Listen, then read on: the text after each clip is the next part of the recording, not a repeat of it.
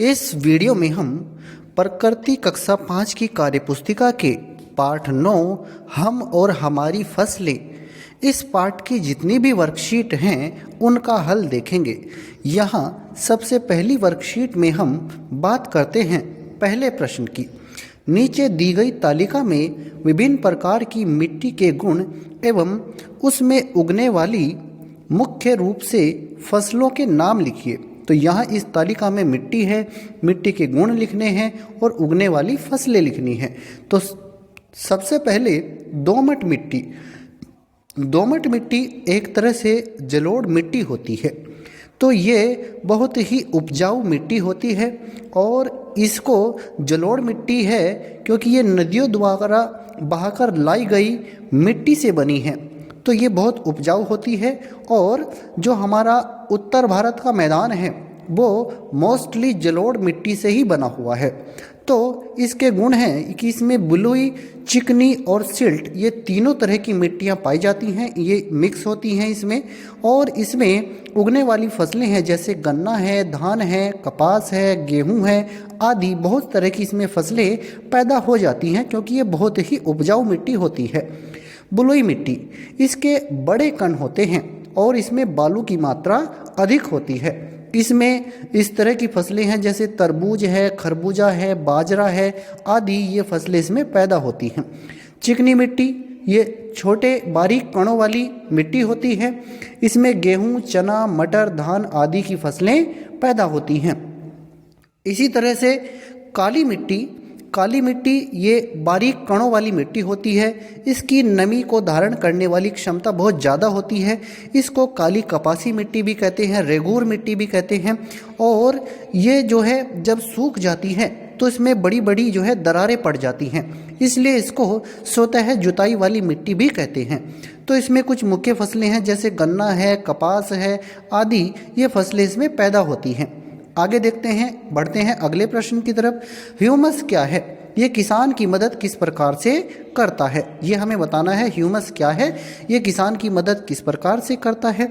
तो देखिए, जो ह्यूमस होता है ये कार्बनिक पदार्थ होते हैं जो मिट्टी में सड़े गले कार्बनिक पदार्थ पाए जाते हैं जो प्राकृतिक रूप से डिकम्पोज होते हैं और वो मिट्टी में ही मिल जाते हैं। ये एक तरह से खाद का काम करते हैं और ये फसल का उत्पादन बढ़ाने में मदद करते हैं, मिट्टी में जान डालते हैं, मिट्टी को उपजाऊ बनाते हैं, मिट्टी में बहुत से पोषक तत्वों की ये वृद्धि कर देते हैं। तो ये मिट्टी में उपस्थित सड़े गले कार्बनिक पदार्थ ह्यूमस कहलाते हैं। यह मिट्टी को उपजाऊ बनाते हैं जिससे फसल की पैदावार अच्छी होती है। ये आप लिख सकते हैं। अगला प्रश्न है, नीचे दिए गए फसलों को उनके वर्गों के आधार पर खरीफ, रबी और जायद में वर्गीकृत करके लिखिए। तो यहाँ पर खरीफ की फसल, रबी की फसल और जायद की फसल इस तरह से आपको इसे लिखना है। तो ये खरीफ, जायद और रबी, और यहाँ पर हमने इसको छांट दिया है। खरीफ में है मक्का, धान और ज्वार, जायद में है खरबूजा, तरबूज, सब्जियाँ। इसी तरह से रबी की फसल में इनमें से हैं गेहूँ, जौ, चना, मटर, सरसों, आलू, ये रबी की फसल हैं। तो इस तरह से आप इसे लिखेंगे। आगे बढ़ते हैं। इसी पाठ की ये अगली वर्कशीट है, दूसरी वर्कशीट है। इसमें पहला प्रश्न है, आपने कौन कौन से बीज देखे हैं उनके नाम लिखिए। तो जो बीज आपने देखे हैं उनके नाम लिखने हैं। तो आप लिख सकते हैं, हमने गेहूँ, चना, जौ, सरसों, मटर, सेम, मूंग, उड़द, सब्जियों आदि के बीज देखे हैं। इस तरह से आप इसे लिख सकते हैं। इसी वर्कशीट में देखते हैं, ये अगला प्रश्न है, इनमें से कौन सा बीज के लिए सच है, उस पर सही का निशान हमें लगाना है। बीज श्वसन करते हैं, बिना हवा के बढ़ सकते हैं, सूरज की रोशनी से उन्हें नुकसान पहुंचता है, वे पानी के बिना भी बढ़ सकते हैं। तो ये देखिए, इसमें हमें ये बताना है कि बीज के लिए क्या सच है। तो सबसे पहली बात, सूरज की रोशनी से उन्हें नुकसान पहुंचता है, ये बीज के लिए सच है। तो ये आप यहाँ पर इसे लिखेंगे, सही का निशान इस पर लगाएंगे। बाकी सभी कथन जो हैं पूर्ण रूप से सत्य नहीं है, ये गलत कथन है। बीज हमारे लिए किस प्रकार उपयोगी हैं? देखिए, दोबारा से फिर से अगली फसल को पैदा करने के लिए, उसी फसल को पैदा करने के लिए हमें बीजों की आवश्यकता होती है। अगर हम अगली फसल के लिए बीज नहीं बचाएंगे तो वो फसल हम पैदा नहीं कर पाएंगे और उसका उत्पादन नहीं होगा। तो फिर से आप क्या लिख सकते हैं, दोबारा वही फसल उगाने के लिए बीज बहुत उपयोगी होते हैं, इससे हमारी आवश्यकताओं की पूर्ति होती है। आगे देखते हैं अगला प्रश्न, साधारण बीज एवं उन्नतशील बीज में अंतर लिखिए। तो साधारण बीज और उन्नतशील बीज में बहुत बड़ा अंतर होता है। जो साधारण बीज होते हैं उनके बहुत अच्छी पैदावार नहीं आती है, उनका उत्पादन बहुत अच्छा नहीं होता है, उसमें कीट लगने का बहुत ज़्यादा डर रहता है। वो हुए साधारण बीज और इनको किसान स्वयं तैयार कर लेते हैं। जबकि जो उन्नतशील बीज होते हैं वो वैज्ञानिक विधि से तैयार होते हैं और इनसे पैदावार बहुत ज़्यादा होती है, उत्पादन बहुत ज़्यादा होता है और इनसे कीट पतंग, जो फसलों में कीड़े लगते हैं, कीट लगते हैं, वो जो है उनको लगने का डर बहुत कम रहता है। तो इस तरह से आप इसे लिख सकते हैं। अब देखते हैं हम, ये तीसरी वर्कशीट है इस पाठ की। पहला प्रश्न है इसमें, चित्र को देखें और बताएं कि यह सिंचाई की कौन सी पद्धति है, इसका उपयोग अब क्यों नहीं होता, ये हमें लिखना है। तो देखिए यहाँ जो सिंचाई की पद्धति आपको दिखाई गई है इस चित्र में, ये एक पारंपरिक पद्धति है। अब इसका इस्तेमाल नहीं होता है, ये बहुत पहले समय में इस्तेमाल होती थी। कारण क्या है, अब क्यों इसका इस्तेमाल नहीं होता है? क्योंकि इसमें परिश्रम बहुत ज़्यादा लगता है और समय भी अधिक लगता है। अब सिंचाई के इससे और ज़्यादा अच्छे साधन उपलब्ध हैं, इसलिए इसका उपयोग नहीं होता है। ये एक सिंचाई की पारंपरिक पद्धति है, इसमें परिश्रम और समय अधिक लगता है और अब सिंचाई के इससे ज़्यादा अच्छे साधन उपलब्ध हैं, तो ये आप इसमें लिख सकते हैं। अब हम आगे बढ़ते हैं, देखते हैं अपने अगले प्रश्न को। दूसरा प्रश्न है हमारा, नीचे दिए गए चित्र को देखकर बॉक्स में लिखिए कि यह किस प्रकार की सिंचाई पद्धति है।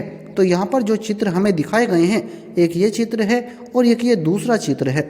इसमें जो ये वाली सिंचाई की पद्धति है ये ड्रिप सिंचाई पद्धति है और ये जो है ये छिड़काव सिंचाई पद्धति है। इसमें पानी को बूंद बूंद करके पौधे के ऊपर, ठीक ऊपर, जड़ के ऊपर उसको टपकाया जाता है और इसमें फव्वारे की मदद से या तो एक वृत्ताकार पथ पर या एक सीधे पथ पर पानी का छिड़काव किया जाता है। तो इस तरह से ये दोनों पद्धतियां हैं। अब हम देखते हैं इसमें अगले प्रश्न को। तीसरा प्रश्न है, निम्नलिखित प्रश्नों के सही विकल्प पर सही का निशान हमें लगाना है। किस पद्धति के द्वारा पानी पौधों की जड़ों पर बूंद बूंद वाल्व, पाइप आदि से डाला जाता है? तो ये होती है ड्रिप सिंचाई प्रणाली। ड्रिप सिंचाई प्रणाली से जो पानी है उसको बूंद बूंद करके डाला जाता है पौधों की जड़ों पर। इसी तरह से आगे देखिए, गेहूं की सिंचाई किस पद्धति के द्वारा की जाती है? तो यहाँ पर देखिए फव्वारा सिंचाई प्रणाली है, ड्रिप सिंचाई प्रणाली है, जल प्रवाह सिंचाई प्रणाली है, उपरोक्त सभी हैं। तो यहाँ एक चीज़ समझने की है, फव्वारा सिंचाई प्रणाली एक बार कारगर हो सकती है, लेकिन क्योंकि गेहूं के जो पौधे होते हैं वो बहुत घने हो जाते हैं, फिर उन पे ड्रिप सिंचाई प्रणाली कारगर नहीं रहती है, इसलिए ये विकल्प सही हो सकता है, ये विकल्प गलत है। और जल सिंचाई प्रणाली ये ज़्यादा इस्तेमाल होती है, उपरोक्त सभी इसका उत्तर नहीं हो सकता है, तो आप इसको सही का निशान लगाएंगे, जल प्रवाह सिंचाई प्रणाली। फव्वारा सिंचाई पद्धति कौन सी मिट्टी के लिए उपयोगी होते हैं? तो जो फव्वारा सिंचाई पद्धति होती है वो बलुई मिट्टी के लिए उपयोगी होती हैं। ज़्यादातर वो सबसे ज़्यादा जो उपयोगी है वो बलुई मिट्टी के लिए है, तो आप इसका सही विकल्प चुन लेंगे।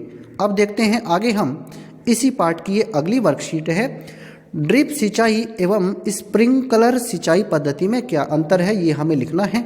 एक तरफ ड्रिप सिंचाई है और ये स्प्रिंकलर सिंचाई पद्धति है।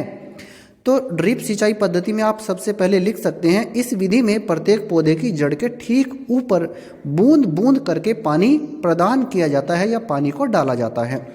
स्प्रिंकलर सिंचाई पद्धति में जो पानी होता है या तो एक वृत्ताकार पथ पर या एक ही पथ पर पानी को जो है पाइप और नोजल की मदद से बौछार की जाती है, पानी की बौछार की जाती है, ये आप इसमें लिख सकते हैं।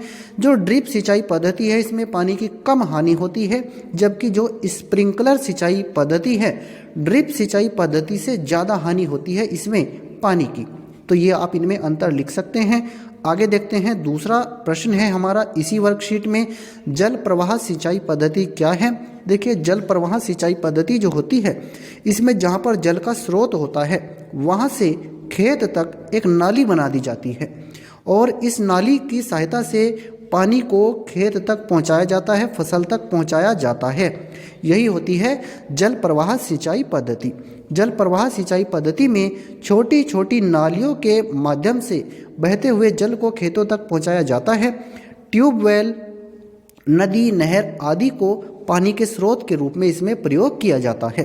तो इस तरह से ये जल प्रवाह सिंचाई पद्धति है। इसमें पानी की ज़्यादा हानि होती है, बहुत ज़्यादा हानि होती है।